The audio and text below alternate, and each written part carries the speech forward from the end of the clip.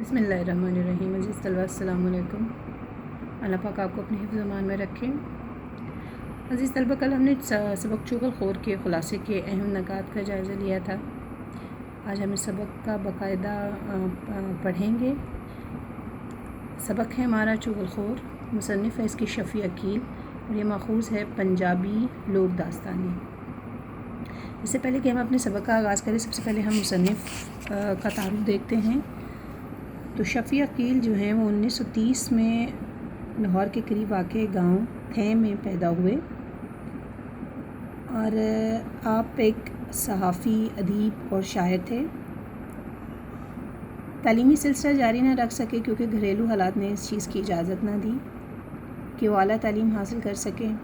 लिहाजा आप मुलाज़मत भी की और इसके साथ साथ अदीब फ़ाज़िल, मुंशी फ़ाज़िल के इम्तहानात पास किए और 20 साल की उम्र में कराची में मुकीम हो गए।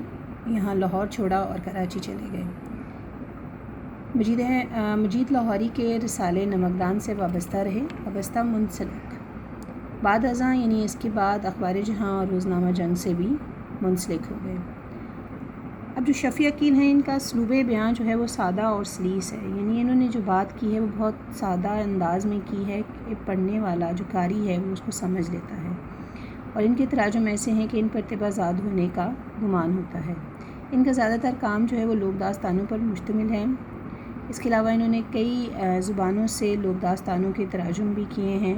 उर्दू में इनको मुंतकिल करके उर्दू के जो सरमाया है उसमें गिरा कदर इजाफ़ा किया और इन लोक दास्तानों को उर्दू में मुंतकिल करना ये उर्दू अदब पर इनका एक बहुत बड़ा एहसान है और इन्होंने बड़ी सकाफ़ती और इल्मी अदबी खिदमत अंजाम दी।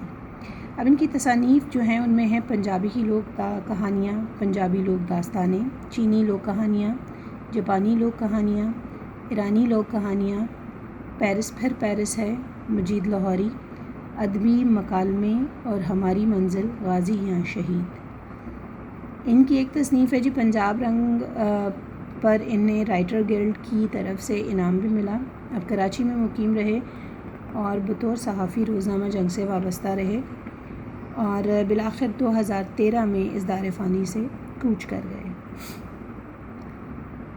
इनका जो मौजू रहा शफ़ी अकील साहब का वो लोक दास्तानें रही। लोक दास्तानें ऐसा कीमती अदबी सरमाया होता है जो नौजवान नस्ल और हमारी जो नई आने वाली नस्ल है उनकी तरबियत में एक बहुत अहम किरदार जो है वो अदा करता है, क्योंकि ये दास्तानें हमेशा अखलाकी नताइज पर मबनी होती हैं। इनके अंदर कोई ना कोई सबक होता है जिससे अखलाक को बनाने संवारने में काफ़ी मदद हासिल होती है।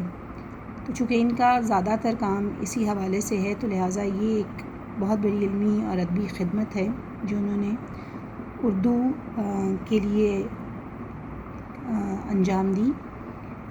देखा जाए तो शफ़ी अकील जो है लफ्ज़ों के चुनाव में भी माहिर नज़र आते हैं कि उनके लफ्ज़ों का चुनाव बहुत सहल है। सहल होने की वजह से कारी को समझने में बहुत आसानी होती है। तो इस तरह का उसलूब बयान जो होता है वो किसी भी अदीब का सबसे बड़ा हथियार होता है। आइए अपने सबक का आगाज़ करते हैं और इसके मकासद को देखते हैं। सबसे पहले तलबा पर लोक दास्तान का मफ़हूम वाज़ेह करना है। अज़ीज़ तलबा, लोक दास्तान ऐसा किस्सा ऐसी कहानी होती है जिसके मुअल्लिफ़ का पता नहीं होता, यानी जिसके लिखने वाले का पता नहीं होता कि किसने लिखी, किसने कही। ये बुज़ुर्गों की वो कहानियाँ, वो किस्से हैं जो वो अपनी नस्लों को सुनाते रहे और यूँ सीना बसीना ये कहानियाँ आगे सनद की सूरत में मुंतकिल होती रहीं। उसके बाद चुगलखोरी जैसी अखलाकी बुराई के दूर रस मनफी समाजी नताइज को वाज़ेह करना। ये चुगलखोरी, ग़ीबत, किसी की पीठ पीछे उसकी बुराई करना, ये एक ऐसी अखलाकी बुराई है जो माशरे में इंतशार का बाइस बनती है और माशरे में बिगाड़ का बाइस बनती है। इसके साथ साथ तलबा को ये बावर कराना कि चुगलखोरी, फितना परवरी, ग़ीबत और बदख़ुई यानी बुरी बात करना अखलाकी और इस्लामी लिहाज से काबिल मज़म्मत अफ़ाल हैं। यानी इस्लाम इन चीज़ की कतई इजाज़त नहीं देता कि किसी की ग़ीबत की जाए, किसी की गैर मौजूदगी में ऐसी बात की जाए जो फ़ितने को फ़रोग़ दे। तो ये इस्लामी हवाले से भी काबिल मज़म्मत है। चुगलखोरी होता है जी ग़ीबत, बुराई, किसी की गैर मौजूदगी में उसकी बुराई बयान करना। اس سبق میں چغل خور کے بیانات جھوٹ کے ذیل میں آتے ہیں اور یہ چغل خوری کی بجائے فتنہ پروری زیادہ ہے۔ یہ ایک لوک کہانی ہے۔ یہ لوک کہانیاں یا لوک داستانیں کسی معاشرے، تہذیب اور زبان کا قیمتی سرمایہ ہوتی ہیں۔ ان کہانیوں کے مصنف کا کسی کو اتا پتہ نہیں ہوتا۔ یہ کہانیاں سینہ بسینہ ایک نسل سے دوسری نسل میں منتقل ہوتی رہتی ہیں۔ ان کے ذریعے سے محبت، اثار، خلوص، مروت، لحاظ، اتحاد، دوستی اور بہادری جیسی صفات معاشرے میں پروان چڑھتی ہیں اور نسلوں کی کردار سازی میں اہم کردار ادا کرتی ہیں۔ کرتے ہیں جی اپنی لوک کہانی کا آغاز۔ اگلے وقتوں کی بات ہے۔ اگلے وقتوں یعنی پچھلے زمانے کی، گزرے ہوئے زمانے کی بات ہے کہ کسی گاؤں میں ایک چغل خور رہتا تھا۔ چغل خور چغلی کرنے والا، غیبت کرنے والا، برائی کرنے والا، دوسروں کی چغلی کھانا اور ایک کی بات دوسرے تک پہنچانا اس کی عادت تھی، اور لاکھ کوشش کے باوجود وہ اپنی عادت کو نہ چھوڑ سکا۔ اس نے بار بار اس بات کا ارادہ کیا کہ اب کسی سے چغلی نہیں کھائے گا، ایک کی بات دوسرے سے نہیں کہے گا، لیکن ہر بار وہ اپنے ارادے میں ناکام ہو جاتا۔ دراصل وہ اپنی عادت سے مجبور تھا اور اپنی اس عادت کی وجہ سے اپنی ملازمہ سے بھی ہاتھ دھونا پڑے تھے۔ ہاتھ دھونا، محروم ہو جانا۔ چنانچہ وہ بیکار تھا، بے روزگار یعنی جس کے پاس کوئی کام نہ ہو۔ اس نے دوسری ملازمت کے لیے بتھیری کوشش کی مگر وہ اس میں کامیاب نہ ہو سکا، بتھیری بہت زیادہ۔ کچھ دن تک وہ اپنی جمع پونجی سرمایہ سے گزر بسر کرتا رہا، لیکن جب تھوڑا تھوڑا کر کے اس کا سارا سرمایہ ختم ہو گیا تو بہت پریشان ہوا۔ اس نے نوکری اور مزدوری کے لیے سر توڑ کوشش شروع کر دی۔ سر توڑ، بہت شدید کوشش، بہت زیادہ کوشش کہ کہیں فاقوں کی نوبت نہ آ جائے۔ فاقہ کی جمع ہے یعنی بھوک۔ مختلف لوگوں سے کہا، در در کی خاک چھانی یعنی بہت ذلیل و خوار ہوا۔ ایک کے پاس گیا، مگر مصیبت یہ تھی کہ چغل خور ہونے کی وجہ سے اسے کوئی بھی اپنے پاس ملازم رکھنے پر تیار نہ تھا۔ گاؤں کے تمام لوگ اس سے اچھی طرح واقف، آشنا اور اس کی چغلی کھانے کی عادت کے بارے میں جانتے تھے، اس لیے اسے کوئی منہ نہ لگانا یعنی بات نہ کرنا۔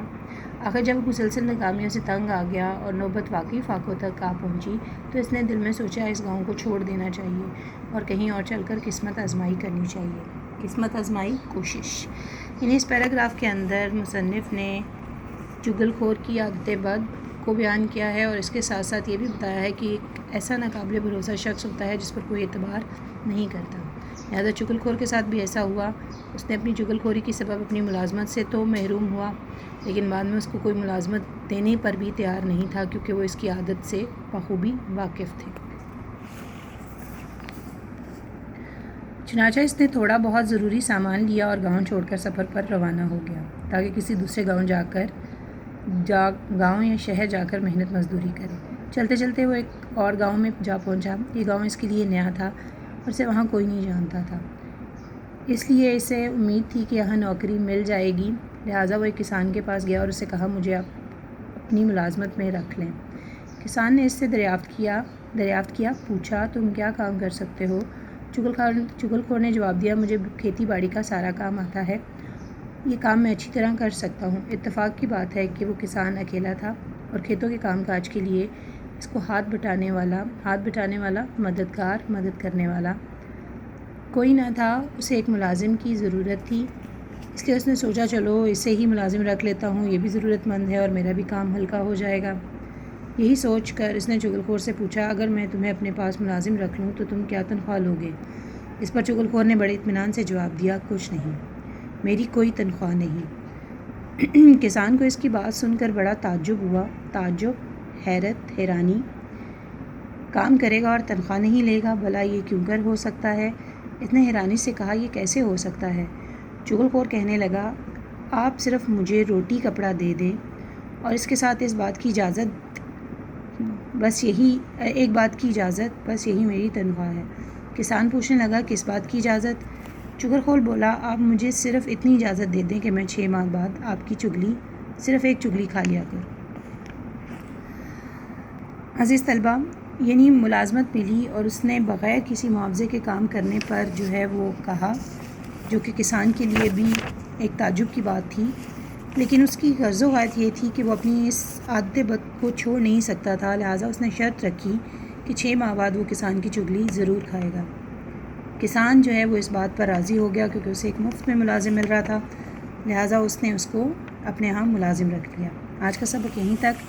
عزیز طلباء، کچھ الفاظ، مشکل الفاظ کے معنی اس صفحے کے اندر موجود ہیں جو آپ کو سبق کے مختلف حصوں کو سمجھنے میں مددگار ثابت ہوں گے۔ کل اگلے نئے سبق کے ساتھ حاضر ہوں گے، تب تک اپنا خیال رکھیے گا۔ اللہ حافظ۔